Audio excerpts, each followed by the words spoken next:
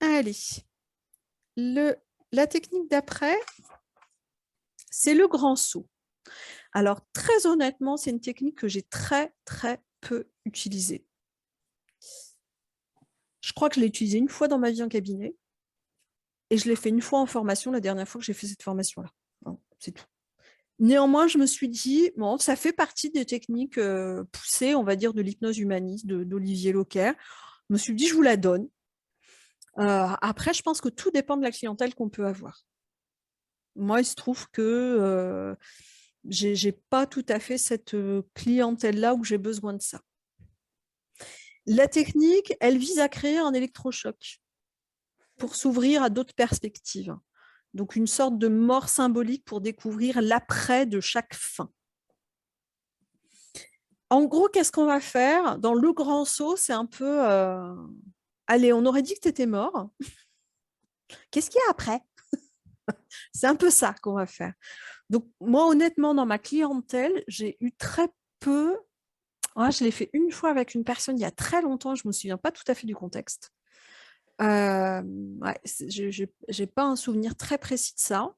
Alors, on l'a fait en séance à la dernière formation parce que les filles avaient envie de voir comment ça marchait, donc on l'a fait.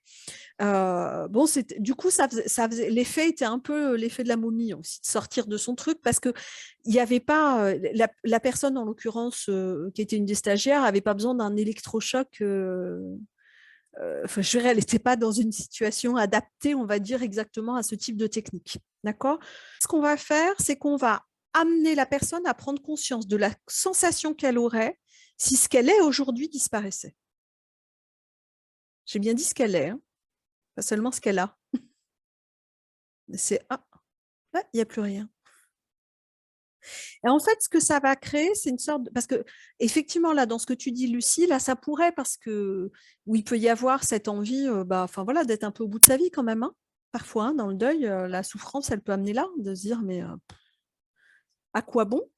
Et du coup, c'est de se dire, eh bien ouais, mais alors si tu n'es plus toi, si tu n'es plus en fait, comment ce serait si tu n'es plus? Et là, l'objectif, c'est de faire en sorte qu'il y ait un truc qui se rebelle. En gros, ce qu'on va chercher, c'est l'énergie de vie. Hein. C'est ce réflexe de maintien en vie qu'on a tous.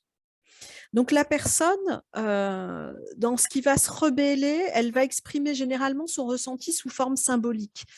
Comment ça va marcher? Alors ça va, je vous dis, je ne l'ai pas fait 50 fois, hein, mais quand on l'a fait la dernière fois, en l'occurrence, c'est quelqu'un qui est très branché. Et du coup, la mort, enfin, elle sait qu'il y a d'autres choses derrière. Donc, en fait, ce serait la fin de son corps physique. Bon, ça provoquait rien du tout, parce que bon, non pas qu'elle ait envie de mourir, mais bon, c'est OK, quoi. Hein. OK, alors, en tant que ce qu'elle est aujourd'hui, elle est aussi maman.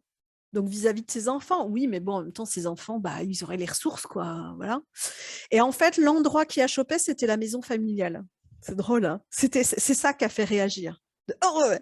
Ah non, je ne serai plus l'habitante de ma maison. Ah, putain, non. Non, avec une histoire derrière, c'est la maison familiale, elle a perdu ses parents jeunes, elle vit dans la maison où elle a été élevée, où ses parents ne sont pas morts dans la maison, mais je veux dire, donc il y a tout un truc autour de ça dans son histoire personnelle, et du coup c'était là. Bon, heureusement que je le savais, ça, hein. Que ça faisait un moment qu'on faisait des formations ensemble et qu'on se connaît bien, donc du coup j'avais l'info. Mais du coup, parce qu'il fallait trouver le truc pour faire émerger le non, ah non.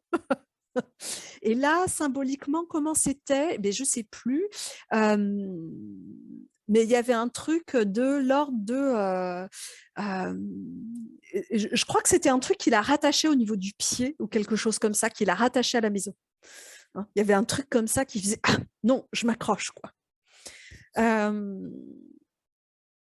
Et une fois que la personne, elle voit le symbole, donc là, en l'occurrence, je crois hein, que c'était une espèce de corde accrochée au pied qui se raccrochait à la maison, on va aider la personne à s'affranchir de ce qui retient et de ce qui gêne.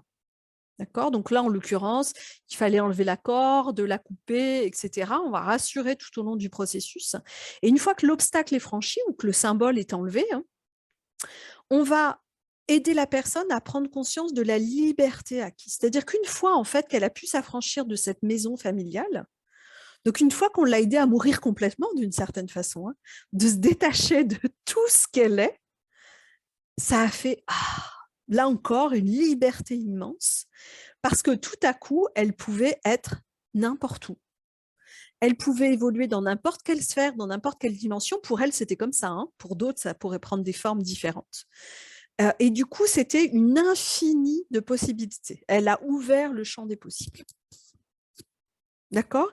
Et là, on va ensuite vraiment lui faire décrire comment c'est, en la maintenant bien associée. Hein. Elle est ici et là-bas en même temps. Hein. Elle n'est pas que partie, là en l'occurrence, c'est parti dans des dimensions, voilà, mais elle est en même temps ici, dans sa chaise, à côté de moi, enfin, en l'occurrence en visio, mais pour le coup, elle était vraiment assise dans sa maison, etc., etc. D'accord?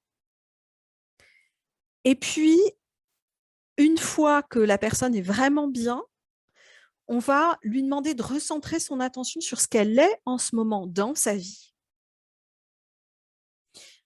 pour lui laisser corriger, améliorer, changer, éliminer tout ce qui lui semble utile. Là, est-ce que ça lui a permis de faire, même s'il n'y avait pas une indication spécifique à faire ce grand saut, hein, très clairement, mais ça lui a permis d'aller vraiment faire du nettoyage dans son quotidien, dans ce qui pesait dans le quotidien. Dans ce truc de, on sait tous ce que c'est, bon, il y a les gamins, le machin, faire à manger, les courses, le boulot, le truc, ou des fois ça fait juste, et ben, du coup, elle a été vraiment changée, éliminée, là, tout ce qui semblait, vraiment, il n'y a plus besoin, quoi. Hein. Donc, elle a été faire du nettoyage comme ça, et ça lui a permis de voir, une fois que ce nettoyage était fait, comme ça pouvait être beaucoup mieux dans sa vie d'aujourd'hui, en fait. Le fait de s'autoriser à en sortir complètement, à ne plus être attaché à ça, à avoir la liberté, d'une certaine façon de mourir, et ben du coup, en revenant à la vie, d'une certaine façon, hein, symboliquement, ça permet de transformer ce qu'a à transformer et d'y revenir en étant pleinement là à ce qui est. D'une part, une fois que la personne aura symbolisé l'obstacle, ce qui rattache, etc., et s'en sera détachée, la personne, elle va être bien, et toi, tu vas vraiment la maintenir associée, hein, parce qu'elle est quand même, ok, là, c'est comment comme sensation, là, alors que tu es assise à côté de moi, là, et que tu peux le sentir. Tu vois, tu vas ramener aussi. Toi, tu vas jouer sur la personne, elle est là-bas, elle est en train de vivre ça, mais elle est aussi ici. Donc, il y a déjà ça qui va faire que. Et ensuite, et ben, effectivement, là, ce qu'elle ressent, comment cette sensation-là, comment tu peux l'orienter dans ton quotidien aujourd'hui? Comment tu peux l'orienter dans ta vie d'aujourd'hui? Parce que ce que tu es en train de ressentir, c'est en train d'exister là maintenant, alors que tu es assise dans mon fauteuil. Parce Ouais, qu'en vrai, tu es quand même assise dans mon fauteuil. ouais. En fait, ce que ça raconte, c'est qu'une fois que tu lâches, que tu arrêtes de t'accrocher, tu peux bénéficier de ce qu'est là. Alors que tant que tu t'y accroches, tu n'es pas dans la liberté d'être. Une fois que tu lâches, c'est une métaphore du lâcher-prise, hein, clairement. Enfin, je veux dire, le grand saut, on est vraiment dans le lâcher-prise. Donc, parce que moi, le mot lâcher-prise me fait hérisser les cheveux sur la tête. Il faut lâcher prise. Ouais, ok, ouais. Et donc, ça veut dire quoi, lâcher prise? On fait comment? Mais moi, j'ai lâché prise. Vraiment? Je veux dire, ça fait. C'est comme sortir de sa zone de confort. Il faut sortir de sa zone de confort. Mais enfin, pourquoi je sortirais de ma zone de confort si c'est confortable? En général, on a besoin de sortir de sa zone d'inconfort, me semble-t-il. Mais bon, le confort, il n'est pas lié à ce qu'on connaît bien. On a besoin de sortir de ce qu'on connaît bien parce que c'est devenu inconfortable. Donc, mais n'empêche que là, symboliquement, on est vraiment dans le lâcher-prise au sens réel du terme, quoi. De ce à quoi je m'accroche, en fait, si je m'y accroche, du coup, je ne suis pas libre d'en bénéficier vraiment.